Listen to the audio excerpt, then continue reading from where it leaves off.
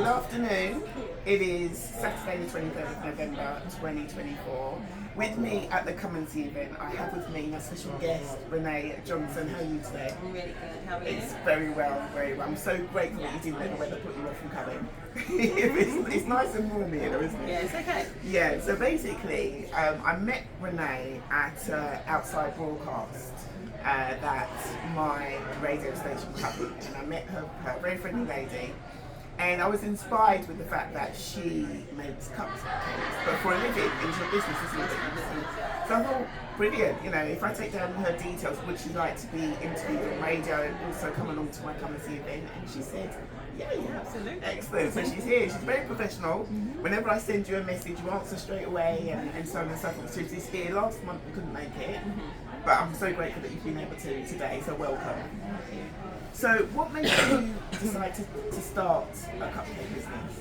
Well, it all started way when I was like 7 years old, and my mum went to night school, and she went to learn how to make cakes at night school to decorate. And I'd wait up for her when she came home to see what she'd done and see her homework, and she'd just come with these amazing designs, and I was so excited every time that she came home. Yeah.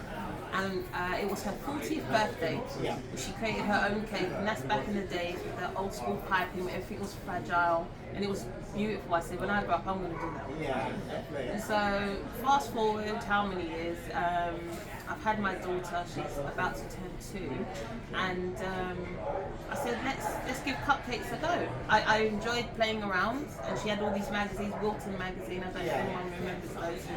I used to say, I'm going to do that and I'm going to do that. So I said, I'm going to practice. And it turns out I was really good at it. And then I said, okay, let's just give it a go. And, you know, some misunderstandings at the job centre meant I was self-employed all of a sudden. Yeah, I didn't understand that. Oh, okay, we yeah. will can go into it. But yeah, like, there you go, you have a business, get on with it. I'm like, wow, okay, I don't know what I'm doing, but I'm going to give it a go. And then a little at a time, through word of mouth, like 99%, could you do my cupcake? Could you do this? Could you do that? And I was like, yeah. And we went from cupcakes to bigger cakes to wedding cakes, and here we are 16 years later. Wow, I think that's absolutely amazing, because I was reading a little bit about her background, and it's 36 pages. It was like, no way am I going to read through 36 pages, but it's so interesting, you just want to keep reading. And there's a part whereby she's got together a wedding cake, you put it in the back of the car, and then she's opened up the boot, and half of the boot is covered with the cake. The whole cake's lit up. And you've gone to another bakeries or somewhere like that, and they've helped you to put the cake together again or something like that? It was in Tottenham, and thank God that we got to the wedding early to see this travesty in the booth. But we walked all the way up and down Tottenham Road to look for a bakery. I said, let me try as I just need this size of cake. But every cake was either too small or the wrong shape or something. I'll scrape the buttercream off of my one, redecorate another one, and just tell the bride and groom afterwards. But couldn't find one. Found a bakery, but they're very busy. And the only thing they had was like a 12-inch square, and I think I needed a 12-inch round or a 10-inch round, whatever it was.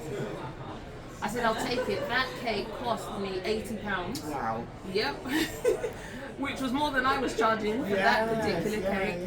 I asked me, I'll take it, because what can I do? So I took it back. I'm sure I cried a little bit. I can imagine. Went back to the kitchen of the venue, scraped off the cream, just did it. It didn't match, but I made it look good. Yeah.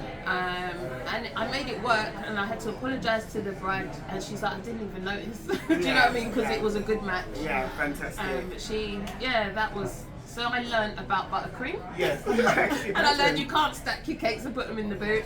So I learned a lot that day. Oh, but I think it's so amazing, that determination, just to basically put it right. Yeah, well, I don't know how to cope with that. If that was my wedding day, I would have been livid. So. You know, but well done for doing that. So, are there any other cakes that you do, or is it just specifically cupcakes? Well, no, it started off as cupcakes. I used to do really intricate designs using icing, flood icing. We moved on to celebration cakes, you know what you get in the supermarket, but they're all handmade and hand decorated. I've done funeral cakes, wedding cakes, graduation cakes. Yeah, that's fantastic. Yeah. So how do you promote your business? Right now, as I said, it's 99% word of mouth. Yeah. It still is today, to be fair. I'm dabbling in a bit of Instagram. Yeah. I need someone to help me with my social media.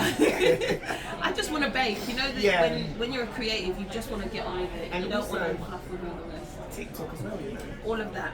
But I want someone to come in, because you know what it takes for me to set up the camera and the lighting, and then I have to get on with it, and the angles and the editing afterwards. It's a lot of work. I just want to bake. I'm sure you'll find someone. We're gonna get there. Definitely so. So what are your plans for the future?